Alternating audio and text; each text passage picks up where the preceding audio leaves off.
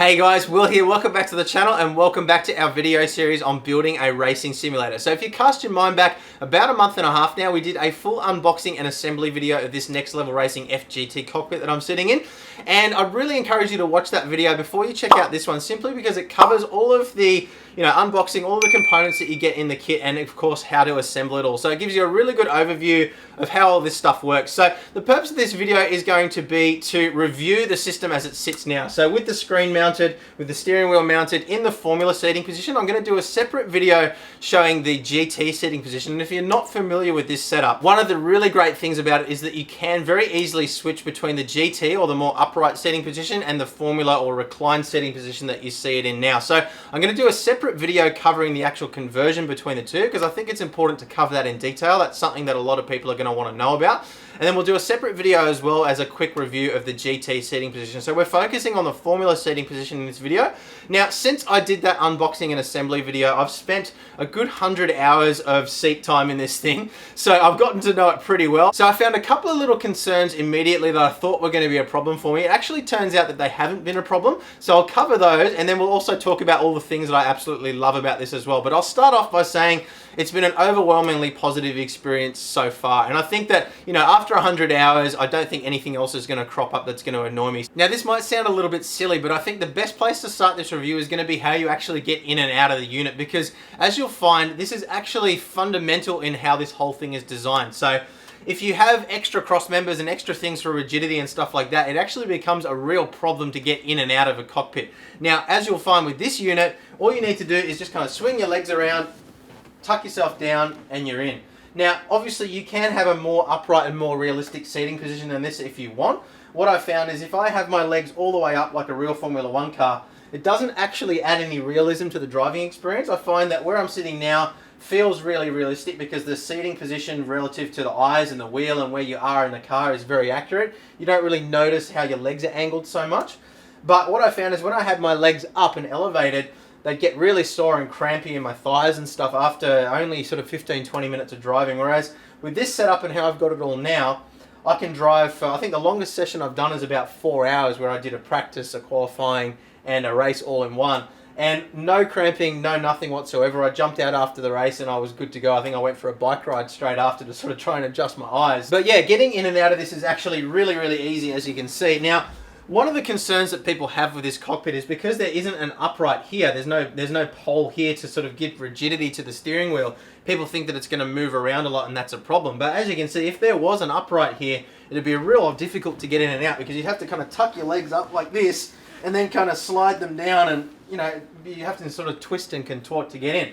Whereas with it like this, all you need to do is just slide in and out, and it's really, really simple. So with that said, what about the rigidity of this unit? So what I've found is that when I first put it together and I kind of was putting it through its paces and testing it all, I did find that there was a little bit of movement in things. And when I actually watched the video back, I thought, oh shit, there's actually quite a lot of movement going on here. But what I've found is actually using the unit, you don't notice the movement at all. So look, I'll just show you what it does look like quickly. So with the legs in, you can see there's a little bit of movement in the wheel, but you really do have to pull on it hard to the point where you feel like you're actually going to break the wheel just to get it to move. So when you're driving it, yeah, sure, look, there's a little bit of movement, there's a little bit of juddering like that, but you really don't notice it at all when you're actually driving the simulator. So the really important thing here, and I think the reason why it is the way it is because everything's connected together. Everything sort of moves in unison together as well. So even though you've got a little bit of movement in the wheel, you can see when I move it side to side, the screen kind of moves as well. And what's actually happening there is the whole thing's kind of rocking on the base.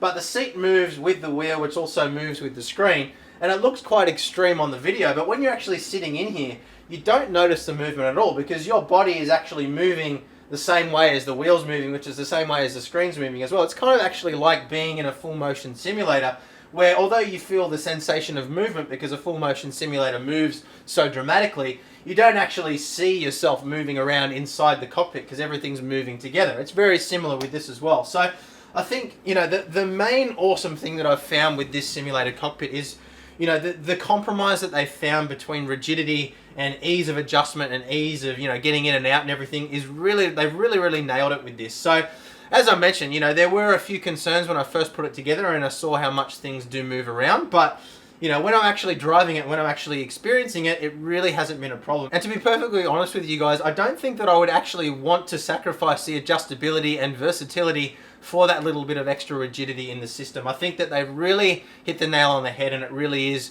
I'm cautious to use the word perfect, but, you know, when you consider all of the adjustability and all of the rigidity and everything like that, I really don't see how the design could be any better without completely going back to basics and fundamentally redesigning the whole thing. So I do think that they've come up with a really, really good compromise between all the various different things that we've spoken about here. So I think the next thing that we need to talk about now is just the adjustability, because this is something that I've found absolutely fantastic. So it took me a good couple of weeks to really find exactly the right position for me. And as I mentioned before, I actually ended up not having my feet quite as elevated as I thought I would, but you know, the overall driving experience has been fantastic. So you've got adjustability in terms of where you can pitch the steering wheel, so you can go up and down with that, and you would have seen that in the assembly video, so I don't need to go into that in a whole lot of detail here, but you can move the wheel up and down, and obviously as you move it up and down along these brackets, it also gets further away or closer to you. So you move it up, it comes towards you, so you might actually need to pitch it down slightly when you're doing that.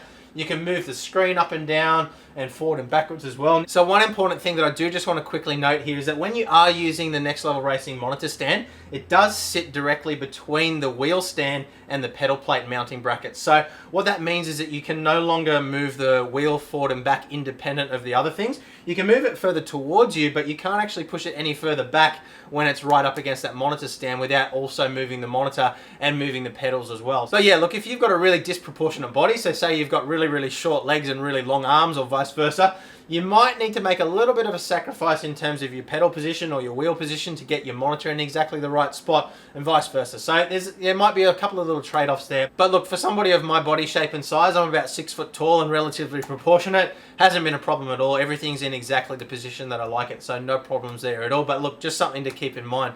Okay, so the next thing that I wanted to cover is the really small footprint of this unit. Now, this was something that was really important to me when I was choosing a cockpit, because it is tucked away in the corner of my study. I don't have a dedicated room for sim racing yet, fingers crossed, but obviously I have a nice wide monitor here, which was very carefully calculated for the space that I was fitting it in. So when you remove the display from the equation, the unit itself is only 52 centimeters wide on the base, and about 60 centimeters if you also consider the shifter mounting bracket as well. So particularly if you're using this for VR racing, really, really compact unit that you can wedge next to a desk. Doesn't take up a lot of space, which is sure to keep the missus happy. Okay, so overall impressions of the FGT cockpit from Next Level Racing in the Formula seating position. Look, overall, I'm absolutely thrilled with this cockpit. I think that they've really hit the nail on the head in terms of, you know, the balance between rigidity, adjustability, and versatility. Like I said, it's nice and compact. It's really adjustable. There's not too much movement when you're driving the thing.